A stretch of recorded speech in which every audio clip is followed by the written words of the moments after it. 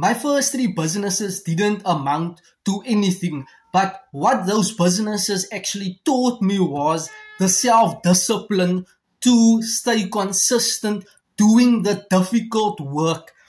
The businesses I've started allowed me to step out of my comfort zone and doing the hard things, challenging myself to see what I can do using my own mind, my own intuition, my own experience, my own courage, faith, determination, persistency.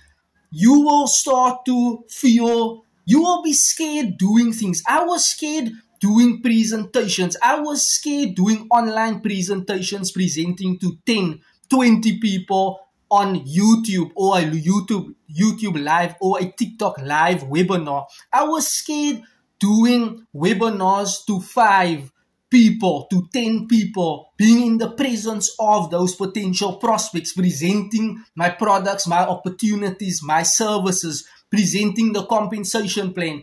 I was scared to present my products to over 80 people each and every day, speaking to people, interacting, prospecting, presenting, handling objections, engaging with people's, objections, handling objections, closing the sale. I learned all these skills, asking referrals. You learn from your mistakes in your previous businesses. Do not disregard the losses, the mistakes, the failures in previous businesses. That gives you the confidence, the boldness. That gives you feedback on what you need to work on in order to improve. The more you learn, or the more you start learning, the more you will earn. So your business failures that you have, experienced and explored to the fullest potential have valuable lessons.